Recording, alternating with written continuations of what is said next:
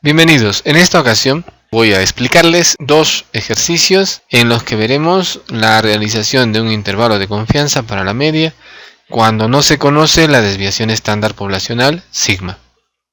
Uno de los ejercicios abordará el tema además cuando tenemos una muestra pequeña, menor a 30, y en cuyo caso tendremos que demostrar si la población es normal o no.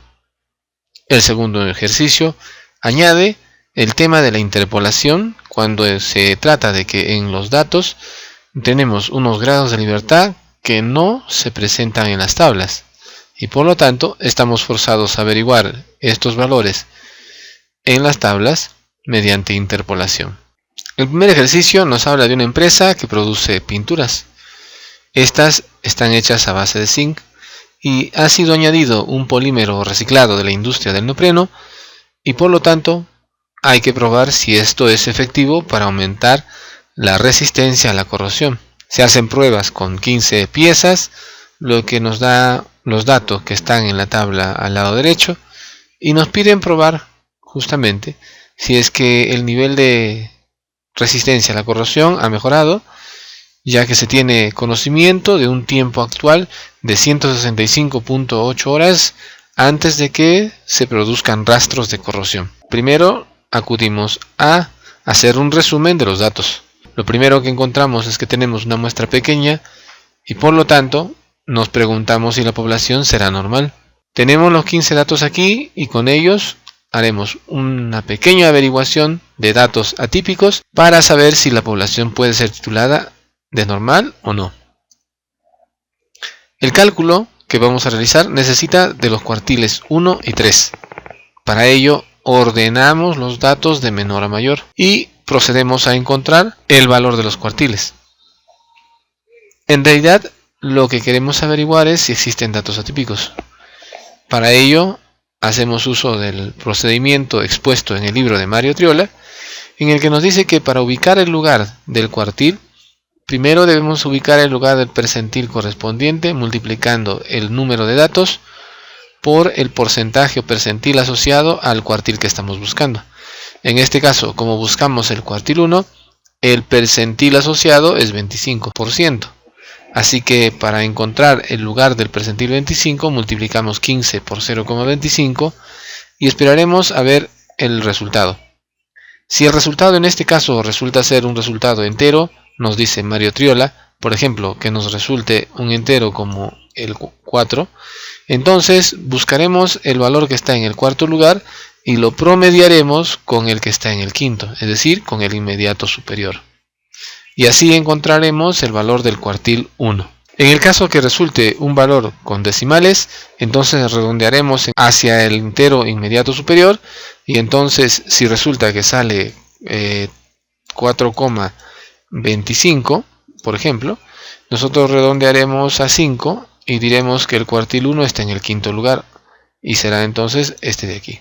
Esperemos entonces a ver cuál es el resultado. Y para nosotros es 3,75. Como es un número con decimales, redondearemos hacia el inmediato superior. Y por lo tanto, el valor de los datos ordenados de menor a mayor que ocupe el cuarto lugar será nuestro cuartil 1. 165, por tanto, viene a ser el valor del cuartil 1. Ahora, el cuartil 3 podemos ubicarlo con un proceso similar, solo que ahora el cuartil 3 está asociado con el percentil 75. Por lo tanto, multiplicaremos 15 por 0,75, lo que nos da como resultado 11,25. Al ser un número con decimales, redondearemos hacia el inmediato superior y esto nos dará el 12º lugar.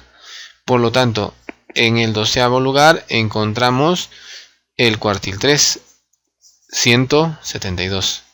Con estos datos haremos posible el cálculo de los extremos de un diagrama de caja, es decir, necesitamos averiguar cuál es el valor del extremo inferior de un diagrama de caja que simboliza el valor de la ubicación del final del bigote al lado izquierdo y lo mismo hacia el lado derecho, necesitamos ubicar cuál es el valor que corresponde al extremo final del bigote al lado derecho.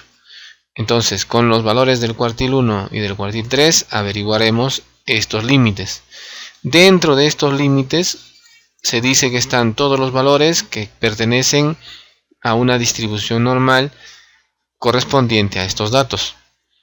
Si alguno de estos datos está fuera de este diagrama de caja, como este punto por ejemplo, entonces diremos que este dato es un dato atípico. Los datos atípicos provocan que la distribución, que puede ser normal, es decir, simétrica, alargue en una cola hacia el lado hacia el cual se presenta el valor atípico. Es decir, la cola de la curva se alarga tratando de alcanzar a este valor atípico que es extremadamente alejado del resto de los datos. Los datos atípicos pueden ser tanto a izquierda como a derecha. Ahora nuestra labor es descubrir si existen o no estos valores. Si existen estos valores, entonces decimos que la población no puede ser normal. Averiguar cuál es el límite al lado izquierdo extremo del diagrama de caja requiere de esta fórmula. Reemplazando los datos, obtenemos que el valor extremo al lado izquierdo es de 154,5. Vemos entonces por simple inspección entre los datos que el valor mínimo que tenemos es de 164, lo que no es menor que 154,5, que es el extremo inferior del diagrama de caja. Por lo tanto diremos que no existen datos menores que este valor de 154,5 y por lo tanto no existen datos atípicos. Hacia el lado derecho trabajaremos con el cuartil 3 y averiguaremos la distancia o el valor del extremo al lado derecho, lo que resultará en 175,5. Al verificar los datos tenemos un valor de 175 muy cercano a 175,5, pero que no lo supera. Por lo tanto, decimos que no existen datos mayores que el extremo derecho del diagrama de caja y por lo tanto no existen datos atípicos. Como no existen datos atípicos a ambos lados, entonces podemos afirmar de la distribución de la muestra que pertenece a una población que es posible no sea muy sesgada. Por tanto, decimos que puede ser casi normal. Entonces, puede darse el caso de una distribución como esta, en la que ustedes pueden ver que la distribución no es simétrica, pero tampoco es demasiado sesgada, lo que puede producir una curva normal casi simétrica, es decir, casi normal. Así, de este modo podemos continuar con nuestros cálculos, dado que como la muestra es pequeña, acabamos de averiguar que la población es casi normal. Por lo tanto, debemos calcular los datos que permitan hacer el cálculo del intervalo de confianza. Así, la media de todos los datos viene a ser 168,8, la desviación estándar muestral de 3,610 horas, y si hacemos una inspección de todo el ejercicio, vemos que por ningún lugar se encuentra el valor de sigma, así que sigma, desviación estándar poblacional, no se conoce. Ya que no se conoce, eso nos obliga a emplear la siguiente fórmula. La media de la población será igual a la media de la muestra más menos t alfa medios por la desviación estándar muestral entre la raíz cuadrada de n. Bueno, lo que faltaría entonces por calcular sería el valor de t alfa medios. Lo que ustedes saben debe depender del valor del nivel de confianza, que en este caso será 95%, dado que en el ejercicio no nos dicen nada al respecto. Como asumimos que el nivel de confianza es 95%, alfa viene a ser el 5% o 0,05. Como ustedes saben, en los intervalos de confianza, el nivel de confianza está al centro, es el área central de la curva normal, y por lo tanto alfa tiene que repartirse a ambos lados, y tenemos entonces alfa medios igual a 0,025. Con este valor de alfa medios 0,025 y los grados de libertad que son n-1, en este caso 15-1, 14, vamos a la tabla de los t de la distribución t y buscamos con los grados de libertad al lado izquierdo 14 y el nivel de alfa medio 0,025 arriba. En la intersección de columna y fila tenemos que el valor t es de 2,145. Este será nuestro valor t de 2,145 para la fórmula. Reemplazando estos datos en la fórmula obtenemos un mínimo de 166,801 horas y máximo de 170,799 horas para el tiempo promedio de resistencia a la corrosión de este nuevo compuesto de pintura. Entonces podemos afirmar que al nivel del 95% el verdadero valor promedio del tiempo sin mostrar rastros de corrosión para este nuevo compuesto de pintura está entre 166.801 horas y 170,799 horas. Por lo tanto, y en consecuencia, podemos decir que el tiempo anterior, o el actual, es de 165,8 horas, está fuera del intervalo. Es decir, no pertenece al intervalo de confianza que tenemos. Al no pertenecer, también comprobamos que este valor de 165,8 es mucho menor que todos los valores que puedan estar dentro del intervalo, dado que el límite inferior es 166, por lo tanto 165,8 resulta ser menor. Entonces decimos que sí, pues el tiempo de permanencia de la pintura sin rastros de corrosión es ahora mayor que el anterior. Por lo tanto decimos que si el tiempo se ha incrementado, entonces la resistencia a la corrosión ha mejorado. Ejemplo número 2. En este ejemplo número 2 vemos el tema del brillo de LED, los LEDs que forman parte de una pantalla de televisión, también de las computadoras, y que se evalúan en función de la intensidad de corriente que se requieren para alcanzar un brillo o un nivel de brillo en particular necesario para que el aparato de televisión funcione bien. Por lo tanto, se toma una muestra de 98 LEDs, lo que resulta en una media de 317,2 y una desviación estándar muestral de 15,7.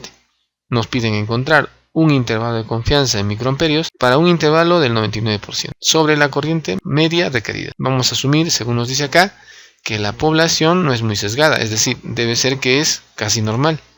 Pero esta información realmente es redundante porque no es necesario, dado que tenemos 98 LEDs como tamaño de muestra.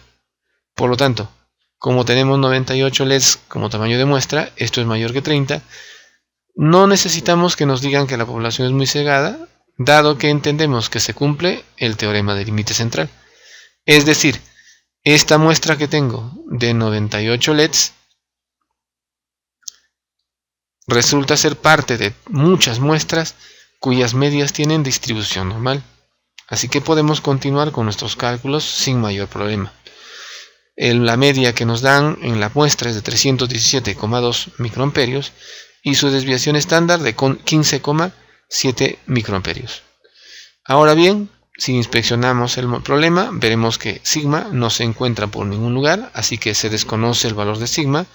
Por lo tanto, la fórmula que vamos a usar será media igual a la media muestral más menos t alfa medios por la desviación estándar muestral entre la raíz cuadrada de n.